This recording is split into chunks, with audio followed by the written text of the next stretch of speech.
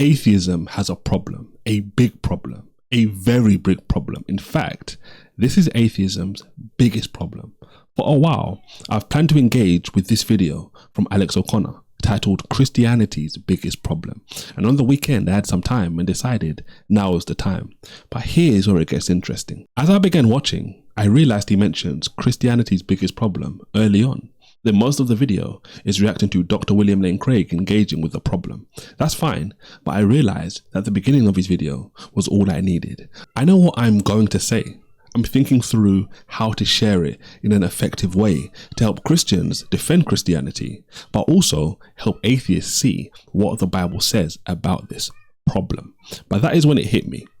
One of the reasons I've delayed making this video is because it's from years ago. He may have changed his mind, and that's when I started looking at his videos to see if there was anything on this topic. Does he still see this as Christianity's biggest problem? And that's when I saw this video. He interviewed Sam Harris, one of the founding fathers of the new atheist movement. They talked about morality. I'd seen it before and did think about engaging with it, but as you know, life happens, and that's when I clicked the video and started watching. And it was intriguing because it's not every day you see two atheists talking about objective morality, and that's when I decided I'm going to make this video instead. This video today is about atheism's biggest problem. For Christians, God makes the rules. He determines what's right and what's wrong. The video about Christianity's biggest problem will have to wait. Let me know if you think I should still make it. But let's take a look at atheism's biggest problem. Maybe you can tell me what I'm missing from my picture then, because like I say, I'm broadly speaking an ethical emotivist. But say more about the consequences of that. What does that mean? I'm not sort of, I don't know, I always like to be a little bit agnostic about these things, you know, open to change and all that, but I'm broadly attracted to this view that when we make ethical statements or pronouncements, we're essentially just expressing emotions at each other. And so when I say that murder is wrong, I'm sort of expressing some kind of distaste, or I'm expressing something akin to saying, don't do that, which is just like a command. It doesn't have any truth value. It's not even subjectively true or false. It's just like a command or an expression. Ethical emotivist. Say that 5 times fast. In simple terms, no objective morality. Saying things are right or wrong are feelings you can have, but not objective truth. And this is why the example of murder is a great one.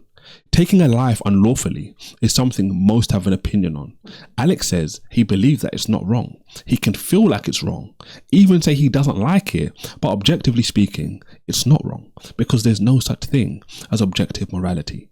This is one of the reasons I like Alex. I've never met him, but he seems very reasonable. Think about one of your friends who is not Christian, but you can talk to reasonably. Alex follows atheism to its logical conclusion. He doesn't run from it or hide from it, but owns it. But where you would normally expect a religious person pushing back on this, we don't have that. It's atheist Sam Harris. Alex holds to the true atheist view, the one you reasonably come to if you really hold an atheist worldview.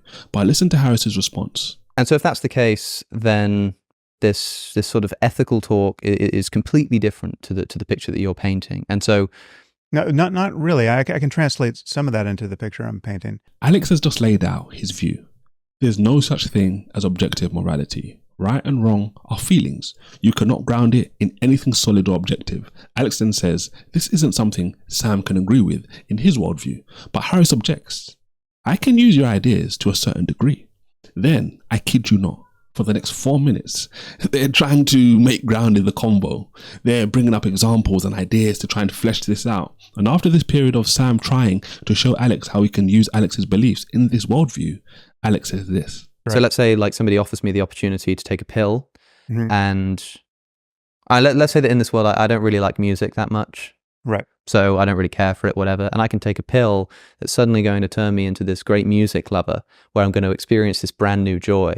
And although right now my preference isn't to enjoy music, so it doesn't seem to matter to me, I can change my preferences so that now this new pleasure opens up to me and I can experience it. What would I do? I'd look at that pill and I'd go, yeah, sounds great, awesome. And I'd take the pill just because I would prefer to have that preference. It's a second order preference, right? But there's still no space here into which has entered a concept of like moral prescription of. The reason Alex gave this example is because some atheists say, as Sam is, that pursuing good outcomes is what you should do. But the problem is, as Alex points out, good doesn't even exist in that worldview. Good is a feeling or an idea. It's not objectively good. What atheists like Harris are doing is begging the question, or as Dr. Frank Turek calls it, stealing from God. You cannot say pursuing good is what we should do, because good, objective good, comes from a lawmaker, someone who says this is good. It's kind of like if you were in a car, driving, and you saw this big castle in the mountains, and there was this big sign which said, anybody is welcome. So you drive to the castle to go in, and you see the owner there letting everybody in. It's objective truth because he owns it. If you drove there and saw the owner letting some in or none in, it would be a lie. His sign would be promoting to all one thing, but in action, something different. That's like what atheism is. It's a disguise, easy to see when you know what to look for. If it's not objective, it isn't good. It's just as Alex believes, a feeling of good. But as I'm listening to Alex speak about this, the question I have is, why take the pill and experience a new joy? I guess it comes down to because you want to at the end of the day. But objectively speaking, what is joy? Is there such a thing as objective joy for atheists? But I look at Sam's reply to what Alex said. To give me those pills. Right. But still no moral judgments here, right? Well, there are potentially, but... There are? Potentially? Which is it, Sam? As long as you're going to concede that you might not know what you're missing, if you might not know how good life could be if you only made certain changes to yourself or to your thinking or to your culture, right? So we have a bunch of people like you who just don't want to talk about shoulds and oughts, right? And they never do. They just occasionally they say boo, but they don't think anything really hangs on it.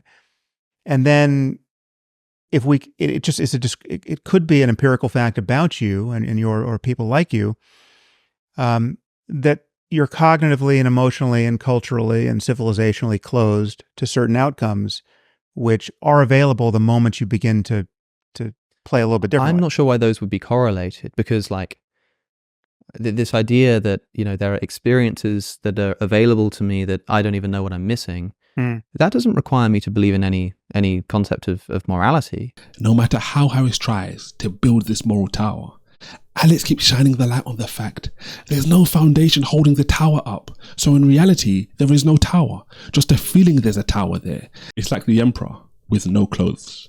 Everyone is saying he has clothes, but one person comes along and says, why is the emperor wearing no clothes?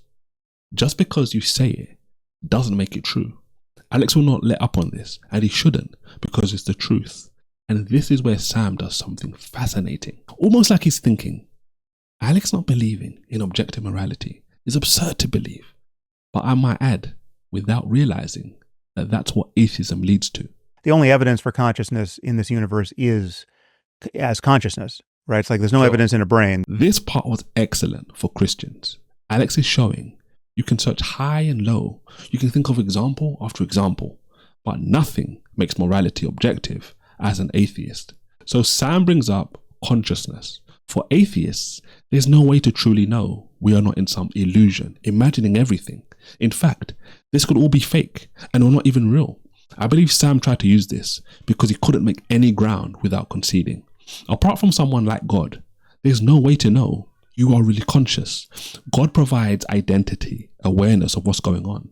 God provides everything that you need to succeed in life. As an atheist, you cannot even objectively prove you really exist. You have to steal from God to function this way. The alternative is to do whatever you feel like when you think about it, because you can't guarantee this is real.